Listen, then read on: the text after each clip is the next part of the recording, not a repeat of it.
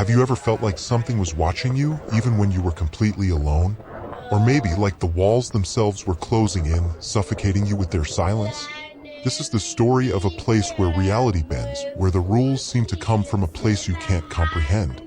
Whispering Pines Motel isn't just a place, it's a nightmare waiting for you to make the wrong move. Michael Brennan didn't think much about taking a job as a night receptionist at a rundown motel. After losing his job and his career, it seemed like the only option left. But little did he know, his new job would bring him face to face with horrors beyond imagination, forcing him to confront a past he didn't even remember and a series of chilling rules that might just cost him everything. Stay with us as we dive into the terrifying tale of Whispering Pines Motel, a place where the past catches up with you and the price of breaking the rules is far worse than you can ever imagine. Michael Brennan had always been the quiet, diligent type, an IT specialist who could solve any problem as long as it involved a screen and a keyboard. At his previous job, he was considered an invaluable asset, a man who could diagnose system errors faster than anyone else. The world he inhabited was one of numbers, codes, and technical jargon. A world that was logical, precise, and predictable. That is, until one fateful day. It started innocuously enough. A glitch in the system, an anomaly in the data, something that felt out of place. Michael initially ignored it, dismissing it as a temporary bug, a small hiccup in the vast machinery that made up the company's operation. But as the days passed, the problem persisted, each time a little more invasive, a little more obvious. Eventually, he couldn't ignore it anymore. Deep within the company's user database, Michael found something that made his stomach churn. A pattern in the data collection, something far darker than just a simple error. His company wasn't merely tracking customer data for performance improvements or marketing purposes, they were collecting intimate, personal details about every user, selling this information to third parties, and using it for profit without the consent of the people whose lives they were controlling. Worse still, the company had been hiding this data breach from the public, burying it under layers of encryption and smoke screens to avoid getting caught. Michael felt sick as he read through the files, each document detailing user information that should have been kept private. The depths of the company's manipulation were unfathomable, nothing short of corporate espionage and invasion of privacy on a grand scale. But Michael wasn't one to back down from what was right. He had always prided himself on doing the right thing, no matter the consequences. He blew the whistle. The decision seemed like the noble thing to do at the time. He could already hear the applause, the recognition for standing up against such an egregious violation. But it was naive. What followed was a cascade of events that shattered his life. Within a week, Michael was fired. Not just fired, he was blacklisted.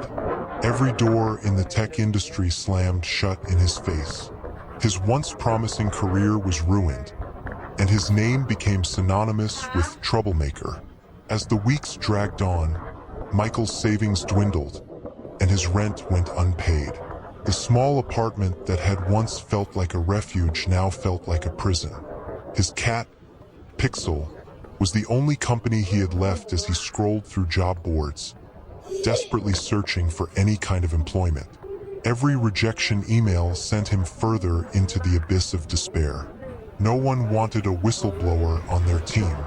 Michael didn't care anymore about finding the right job, about doing something meaningful. He just needed something, anything, to pay the bills. It was when he saw the ad that he realized just how far he had fallen. The ad was simple, too simple. The kind of job listing you'd normally scroll past without a second thought. But for Michael, it was the last glimmer of hope in a world that seemed to be falling apart at the seams. Night receptionist needed at Whispering Pines Motel. $50 per hour. No experience necessary. Immediate start. That was all. There was no mention of the motel's history or the specifics of the job beyond the hours. 11 p.m. to 7 a.m. The pay was decent, and at this point, Michael had no choice but to chase the opportunity. The small details didn't matter to him anymore. All that mattered was getting out of the hole he had dug for himself. The drive to Phil took longer than he expected. As he passed through empty towns, each one more isolated than the last, a growing sense of unease gnawed at the edges of his mind. It was as if the world around him had slipped into a strange stasis, like time itself had been suspended. Nothing moved, no people were in sight, just abandoned storefronts and the occasional flicker of light from a distant window. By the time he reached Whispering Pines Motel, the sun had long set, casting an eerie glow over the rundown building. The motel seemed as if it had been forgotten by time, trapped in the past like the sleepy town it was in. The neon sign flickered weakly, its dim light casting long shadows across the parking lot, the glow almost as faint as the life that seemed to inhabit the place. The office was locked behind a dingy glass door. Michael stepped inside, and the stale air hit him instantly, smoky, with an undertone of something else, something unnatural. A man sat behind the desk.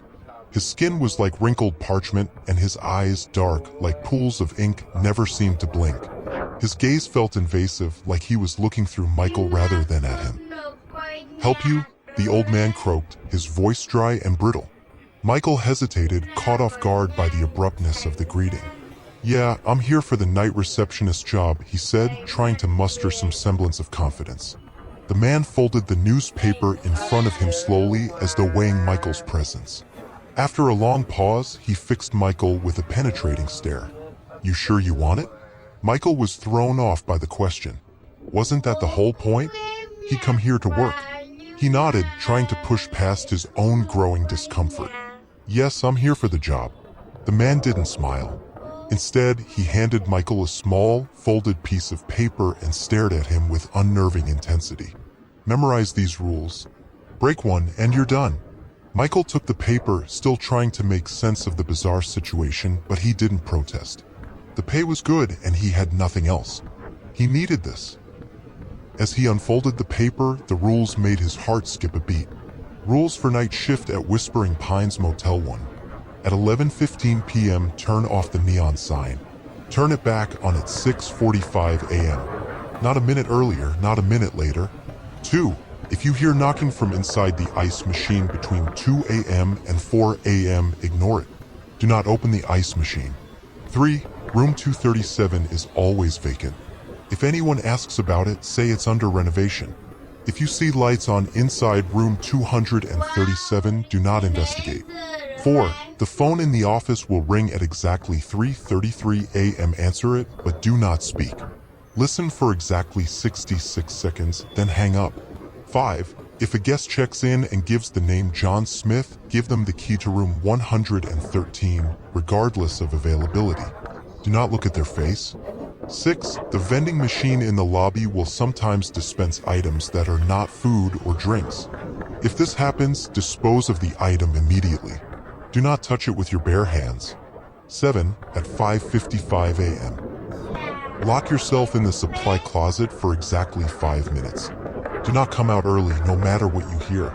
Michael stared at the rules, disbelief creeping over him. This couldn't be serious, could it? A part of him wanted to laugh it off, chalk it up to some twisted joke or hazing ritual. But the old man's unblinking gaze made it clear, this was no joke. These rules were something much darker. The man stood slowly, his creaky bones protesting the motion. "Get ready. You start tonight at 11. Follow the rules or you won't last." With that, he turned and shuffled away, leaving Michael standing there, a growing sense of dread pooling in his stomach. Michael stared at the clock, watching the minutes crawl by as his first shift at Whispering Pines Motel unfolded with an eerie stillness. It felt almost as though time had slowed down in this strange, desolate place, and a sense of unease gnawed at him with each passing moment. It wasn't just the dim lighting or the musty smell of the office. There was something more primal at work here, something he couldn't quite place. The neon sign flickered weakly outside, casting erratic shadows on the motel parking lot. It was 11:15 p.m., and Michael followed the first rule without hesitation. He turned off the neon light. Instantly, the darkness enveloped the lot, making the small, decrepit building seem even more isolated. The air outside was cold, damp, the kind of chill that seeped into your bones and made you want to retreat indoors. Yet there was no retreat here. There was only the long stretch of night that Michael had to endure. As his eyes adjusted to the near-complete darkness, he thought he saw something move near room 237. It was a fleeting glimpse, just a shadow, a shape shifting and dissolving into the night before he could even focus on it. Michael blinked hard, trying to shake off the feeling that his mind was playing tricks on him. This was just an old motel, nothing more.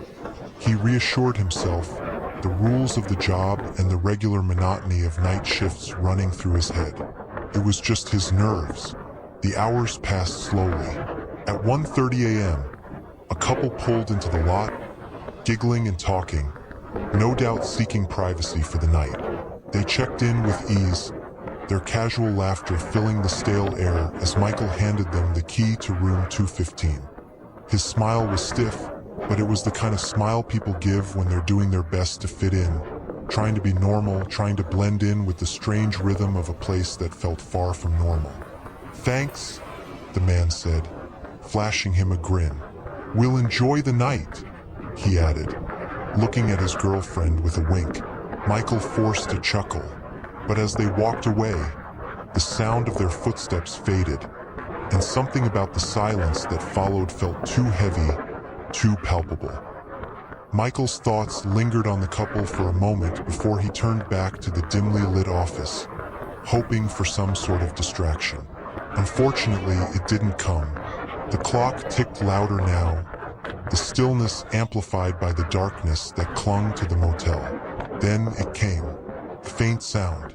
It was a soft, almost polite knock, distant at first, like someone tapping their knuckles against a wall.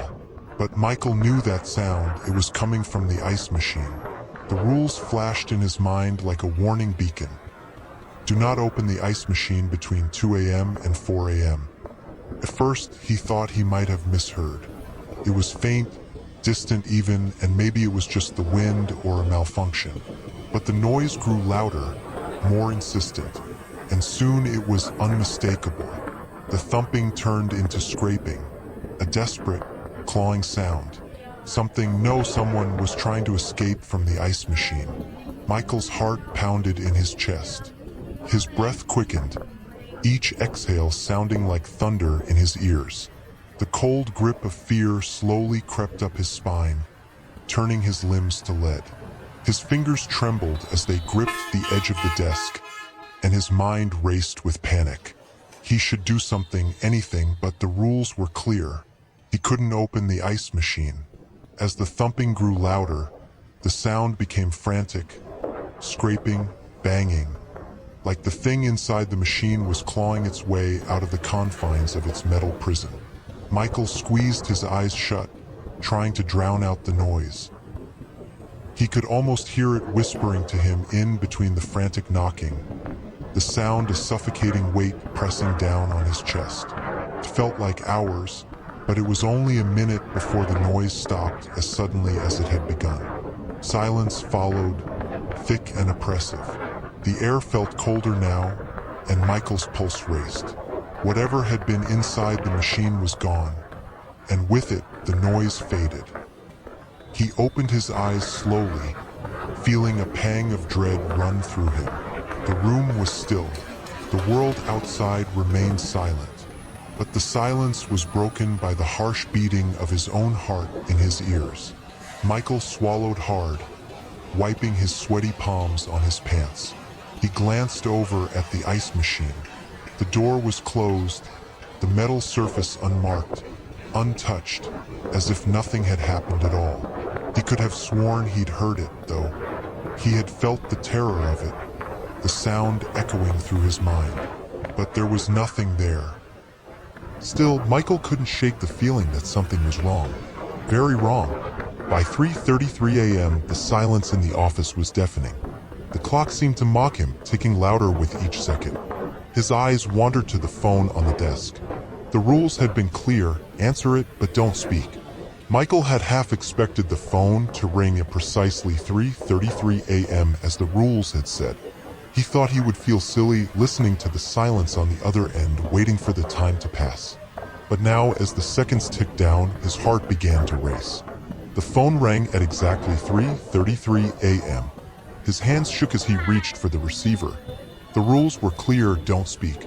His fingers trembled, but he still managed to press it to his ear. Static filled the line for a moment, a crackling buzz that scratched at his nerves. But then, beneath the static, he thought he heard something. Whispers. They were soft at first, unintelligible, like a muffled conversation in another room. But soon they grew louder, clearer. It was as if they were coming from the walls themselves, seeping into his mind. At first, Michael couldn't make out the words. Then, a chill ran through him as one voice cut through the static, clear and unmistakable. "Michael, we've been waiting for you."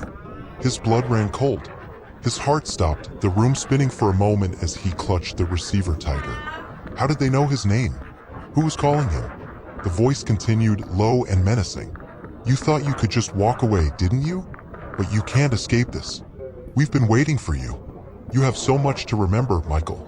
The voice was filled with malice, as if the speaker knew every secret Michael had ever hidden, every choice he had ever made. Before he could react, the line went dead. The phone fell silent. Michael pulled the receiver away from his ear, his mind whirling. He could still hear the faint whispers lingering in his head like a haunting melody. They were gone from the phone line, but they were still there, in his thoughts, in the very air he breathed. His skin crawled, and the world around him felt distorted. The rules, the strange events, the terror, it was all suddenly real. The fear that had simmered in his gut now had a name. He was trapped in something far deeper, far darker than he could have ever imagined. For the first time that night, Michael felt truly, utterly alone. And he knew, deep in his gut, that there was no turning back from this. The motel, the rules, the whispers, they were all part of something that had already begun. And Michael was only at the beginning of it. As the night dragged on, Michael felt like he was sinking deeper into something unexplainable. The once dull, predictable rhythm of the motel now felt like a ticking clock leading to something unknown, and the weight of each passing minute pressed down on him with suffocating intensity.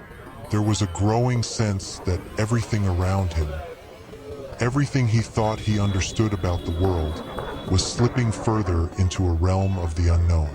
And the rules, those strange, unbending rules, felt less like guidelines and more like invisible chains pulling him along a dark path he couldn't avoid. At precisely 4:17 a.m., the next guest arrived. Michael had been expecting it. After all, the clock had warned him. The man stood in the doorway, disheveled and tired, his face vaguely familiar, but not in any way that Michael could explain. The name he gave was John Smith. "Room 113, Michael said automatically, his voice tight as he handed over the key, his hands trembling despite himself. The rules were clear, but Michael couldn't shake the gnawing feeling in his gut that this wasn't just another guest. The name John Smith seemed too generic, too common, yet it carried a weight that left a chill crawling up his spine. John took the key without a word, but as he turned to leave, Michael's gaze caught the reflection of the man in the lobby window. For a moment, Michael thought his eyes were deceiving him. The reflection staring back at him wasn't right. It was like staring into a blank canvas. John's face, smooth and featureless, like something had erased every detail, leaving only an empty void. No eyes, no nose, no mouth. Just skin perfectly smooth, as if it had been molded like a mannequin. Michael blinked, and the reflection shifted, as if it had never been there in the first place. But the image of that blank, faceless man was burned into his mind. He couldn't tear his eyes away, but the reflection remained normal now, just the typical distorted shape of a tired traveler walking through the night. But Michael's heart hammered in his chest. What had he seen? He couldn't make sense of it, but he knew, deep down, that something had changed in the air, something that couldn't be explained away. Shaking, he tried to push the thought from his mind. He had to focus on the job. He had to follow the rules. Nothing else mattered. As the minutes ticked by, the weight of the motel's darkness seemed to press even harder. The air felt heavy, stifling, each breath a struggle against the thick, oppressive silence. Michael knew he had to do something, anything to keep his mind occupied, to keep it from wandering into places it shouldn't go.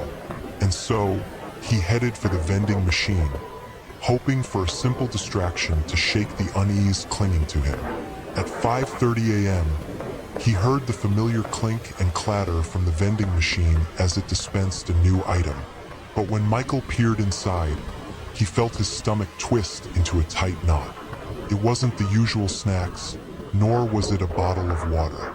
Instead, an ornate box had fallen to the tray, its design intricate and old-fashioned, like something you might find in a museum, a relic from another time.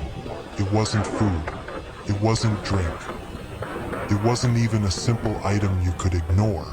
Michael stood frozen for a long moment, the hairs on the back of his neck standing on end.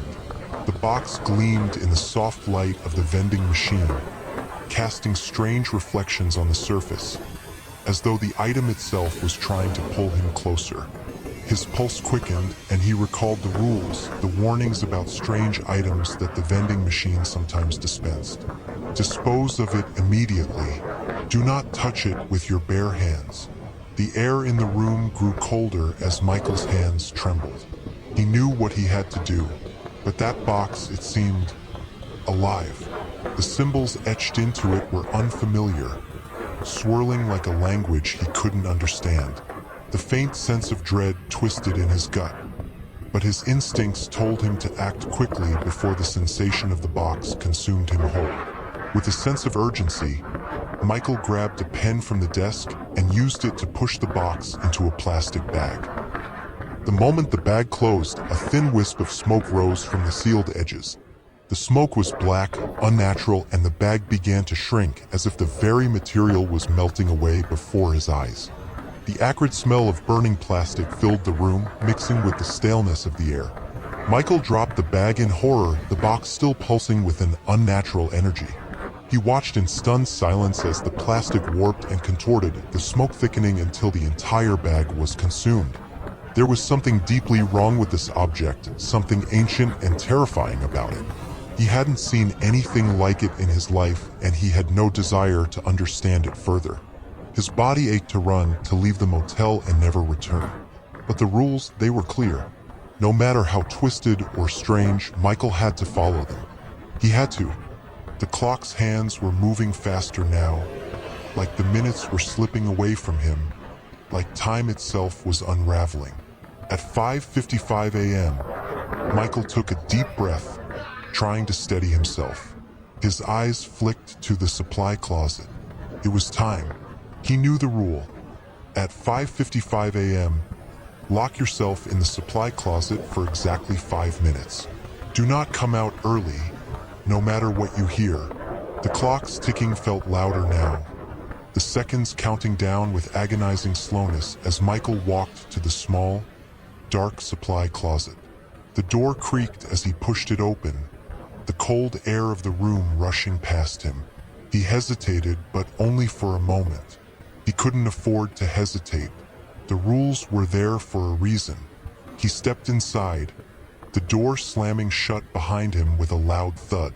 The tiny room felt suffocating, the walls closing in around him as he locked the door behind him, his pulse hammering in his ears. He pressed his back against the cold, metal shelving units that lined the walls. The silence inside the closet was deafening, and his breathing sounded harsh in the stillness. Seconds crawled by, each tick of the clock echoing like a drumbeat in his chest. He closed his eyes, trying to calm his breathing, trying to ignore the creeping dread that washed over him. He had to stay calm. He had to get through this. 5 minutes. That's all. Then it started. A low growl. The sound was primal, like something deep in the earth, vibrating through the walls of the closet. It was almost imperceptible at first, a low hum in the air that Michael felt more than heard. But then it grew, louder, more guttural. It was like a beast, a creature in the depths of the motel, just outside the door, trying to claw its way in. Michael's heart leapt into his throat. The growling continued, louder now, followed by a violent rattling at the door. The handle shook, rattling as if something was trying to force its way inside. The door groaned in protest, its hinges screeching as if it were on the verge of giving way. Every inch of Michael's body screamed for him to run, but he knew he had to stay. The growling became more intense, as though the creature, or whatever it was right outside, clawing at the door, desperate to get in. The sounds were unearthly, each vibration rattling the bones in his body. He pressed himself into the far corner, his breath coming faster, louder. He tried to stay still, but every fiber of his being was trembling. It's just 5 minutes. It's just 5 minutes. The seconds stretched on, feeling like hours. But then, as if by some cruel mercy, the growling stopped. The door grew still. The rattling ceased. A silence descended, thick and suffocating. But it wasn't comforting. It wasn't peaceful. It was the kind of silence that made you realize just how fragile your grip on reality had become. Michael opened his eyes, the sweat clinging to his skin. He waited a moment longer, his pulse still racing. The clock on his wrist ticked to 6 a.m. The silence remained, but something was different. The air felt thinner. The weight of the night was lifting, but in its place was something darker, something waiting for him, just out of sight. He unlocked the door and stepped out, his legs shaky, his mind a swirl of confusion. But as the light from the hallway hit his face, Michael realized one thing for sure. Whatever he had just experienced, it was only the beginning, and the horrors of Whispering Pines Motel were far from over. As the early morning light crept through the dusty blinds, Michael's shift came to a close. He sat in the office, his body heavy with exhaustion, his mind still trapped in the horrors of the night. His eyes were bloodshot, his fingers numb from gripping the desk so tightly. The weight of the hours he'd spent at the motel was sinking in, and he couldn't shake the feeling that something far worse than he could comprehend was still waiting for him. The clock struck 7 a.m. and the old man appeared, shuffling into the room with his characteristic slow gait. He scanned Michael, his eyes narrowing as if measuring the toll the night had taken on him. His face was as unreadable as ever, but there was something different now, something almost approving in his gaze. "You made it," the old man said, his voice low, his tone almost like a grunt of respect. It sent a chill down Michael's spine. "Wanna quit?" Michael's first instinct was to say yes, to flee from this nightmare that had already consumed so much of his sanity. He imagined walking out of the office, driving away from Whispering Pines and never looking back. He could almost see the relief in his mind's eye, the relief of leaving this place behind, of escaping the oppressive weight of the rules, the strange occurrences, the growing dread. But then reality struck him harder than any of the terrors he had faced in the motel. His bank account was empty. His landlord's threats of eviction hung over him like a sword. And his cat, Pixel, his only companion, was waiting for him back in the apartment. Michael's thoughts flashed to her big, sad eyes, and the weight of responsibility crushed down on him. No, he couldn't afford to walk away. Not now. The words came out almost against his will. "No," Michael said, his voice barely above a whisper. "I'll be back tonight." The old man's expression didn't change, but there was something in the way he nodded that made Michael feel like he had just sealed his fate. As the old man turned to leave, he muttered one last thing that hung in the air like a curse: "See you at 11. And with that, Michael was alone again. The motel felt colder now, more oppressive. The air was thick with something unseen, like the walls themselves were closing in. But he had no choice. He had to go back. The rules were in place for a reason, and no matter how strange, how terrifying, he couldn't break them. Not yet. Not until he understood what was happening. The second night came quickly, and Michael found himself back in Phil, his mind a tangled mess of fear and confusion. As he drove the lonely road toward Whispering Pines Motel, he couldn't shake the feeling that the world around him had changed since the night before. It was as if reality itself had warped, twisted by the eerie rules and rules alone. When he arrived at the motel, the scene was almost identical to the night before. The same weak, flickering neon sign. The same darkness, broken only by the dull light of a few lamps casting shadows on the rooms. The same unnerving quiet. And, of course, the same old man behind the desk. "You made it through one night," the old man grunted, his voice barely audible over the sound of a creaking floorboard. He didn't seem the least bit surprised to see Michael again, nor did he seem pleased. Just indifferent. "But it gets worse. You sure you want to stay?" Michael's stomach twisted with anxiety. He nodded, though every fiber of his being screamed for him to turn around and leave. But there was no way out, not really. Not without consequences he wasn't prepared to face. "I need the money," Michael muttered, though it sounded hollow even to his own ears. The old man reached into his coat pocket and pulled out a crumpled piece of paper, which he handed to Michael without a word. Michael unfolded it, expecting more of the same rules. But this one felt different, more urgent somehow. "Rule 8, the old man rasped. "If you see a little girl in a white dress, do not let her in. No matter what she says or does, do not open the door." Michael's hands froze as he read the rule. A little girl in a white dress? What could that possibly mean? His heart began to beat faster, the weight of the rule pressing against him like a physical force. The uneasy sensation in his chest deepened, spreading throughout his body like ice water. He didn't understand. He couldn't. Why a little girl? And why in a white dress? It felt like a bad omen. Something he couldn't ignore, even if he didn't fully comprehend its significance. The old man didn't explain.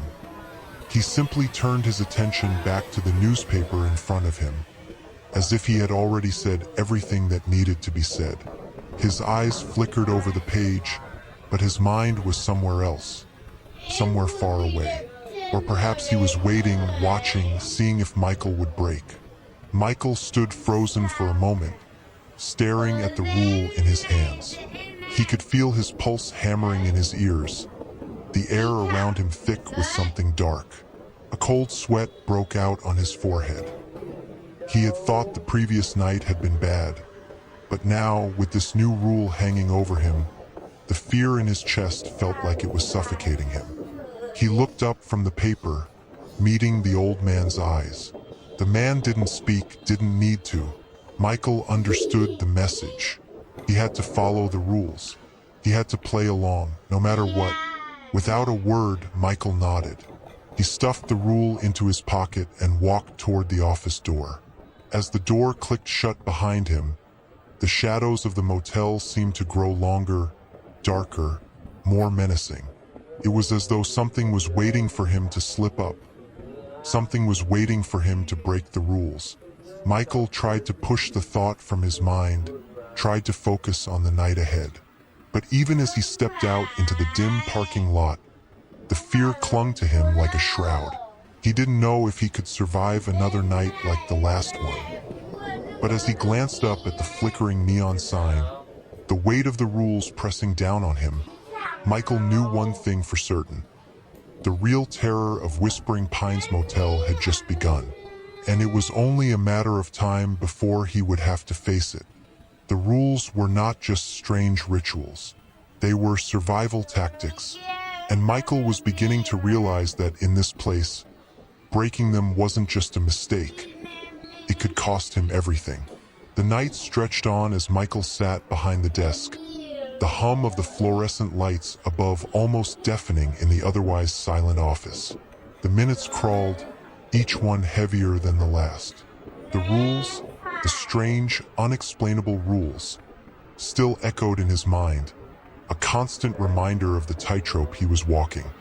He tried to focus on something, anything, other than the gnawing sense of dread clawing at the edges of his mind, but it was difficult.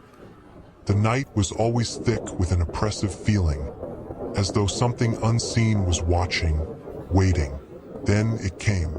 A soft, rhythmic tapping on the door, faint but unmistakable. Michael froze, his heart skipping a beat. He turned slowly, his breath caught in his throat. And there she was. A little girl stood on the other side of the glass door, a fragile figure framed by the dim light spilling from the office. She wore a simple white dress, the kind you might expect from an old photograph. A dress that seemed out of place, too clean for the dilapidated motel surroundings. Her dark hair was neatly braided, falling neatly to her shoulders, and she clutched a worn teddy bear to her chest, the fabric faded and frayed at the edges. For a moment, Michael thought he might be imagining her. He blinked, trying to clear his eyes, but she was still there, staring at him with wide, innocent eyes. And then she whispered, "Please, let me in. I'm lost. I'm scared." Her voice was muffled through the glass, but there was no mistaking the desperation in her tone. Every instinct in Michael screamed to help her. Every fiber of his being wanted to open that door, to take her in and make sure she was safe. But the rules burned in his mind louder than the girl's pleading voice. Never let her in. The words that the old man had spoken just the night before echoed in his head, cold and unyielding. His pulse raced. He could feel his breath quicken as he tried to calm himself, tried to remind himself that this was just another test, another twisted game the motel had thrown at him. But how could he turn her away? She was just a child, alone in the dark. "I'm sorry," Michael said, his voice shaking more than he intended. His fingers trembled as he pressed his palms against the cold surface of the desk. "I can't let you in. It's against the rules." The words felt like a betrayal. He could see the hurt flash across her face, as if his refusal had struck her like a physical blow. Her eyes filled with tears, her lip quivering as she reached out towards the door, her small hands pressing against the glass, pleading for him to open it. "Please, mister. I'm so cold. There's something out here. Something bad. Please help me." The words wrapped around Michael like a vice. He could hear her voice cracking, the desperation so raw it almost made him forget everything. The rules, the warnings, the dread that had been clawing at him since the moment he stepped into the motel. He took a step forward, instinct urging him to help, to do the right thing. But then, like a cruel flash of lightning, the old man's voice echoed in his mind again. "Money ain't worth your soul, kid." The weight of that sentence settled in Michael's chest like a stone. He had to stay strong. He couldn't let himself get pulled into this madness, no matter how real it seemed. His throat felt tight, but he forced the words out. "No," he said, his voice cracking. "I can't. I'm sorry." In an instant, the girl's face twisted. The tears vanished from her eyes, her expression hardening. The warmth of innocence turned into something darker, something far more unsettling. Her eyes, once wide and filled with fear, became hollow, black, knowing, and empty.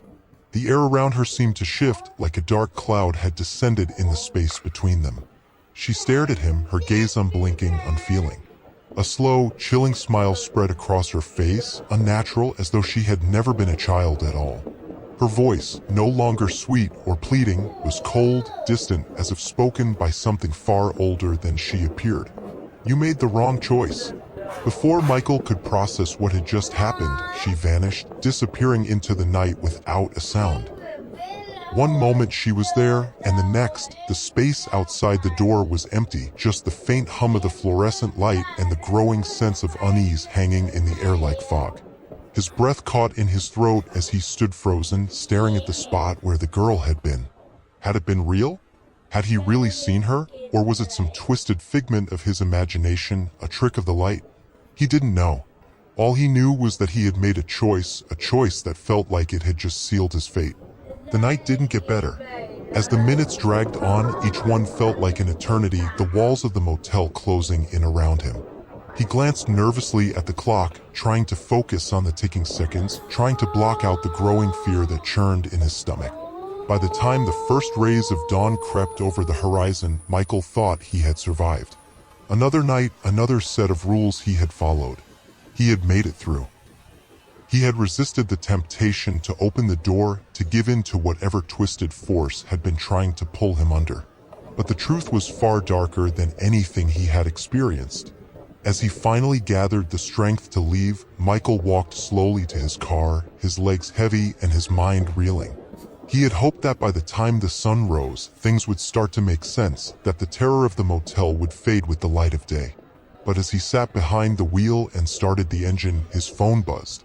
His heart skipped a beat as he looked at the screen. Another text from the unknown number. 2 down, 5 to go. The past always catches up with you, Michael. The words sent a jolt through him and a cold shiver ran down his spine. The motel had never been just a job. It wasn't a place where rules were followed or strange occurrences were merely the product of his imagination. No, it was something far worse, a nightmare he couldn't escape. Michael had thought the worst was over, but he was wrong. The rules, the strange occurrences, the voices, they weren't just part of the job. They were leading him somewhere darker. And the worst part, he couldn't stop it. Whatever lay ahead, Michael knew one thing for certain. The nightmare was only just beginning. Michael thought he had made it through the worst of it. But as the days go on, he realizes that his role at Whispering Pines Motel was never just about checking in guests. He's part of something much darker, something he can't escape. Every step forward takes him deeper into a nightmare where every rule, every whisper, every strange encounter holds a dangerous consequence. The most terrifying part? He can't even remember the truth behind it all. As the voices grow louder, the mysteries deeper, Michael understands one horrifying truth. Escaping Whispering Pines might not be possible, because the motel might have already gotten into his mind. Will Michael make it through the second night? Will the rules continue to haunt him, or will they finally consume him? There's only one way to find out, and you won't want to miss what's coming next. So, if you thought the worst was over, think again. Because at Whispering Pines, the nightmare is far from finished. If you're still curious about Michael's fate and want to hear more chilling stories like this one, make sure to hit that subscribe button and ring the bell for more terrifying tales. And if you've ever experienced anything like this, let us know in the comments below. Your story might be featured in our next video.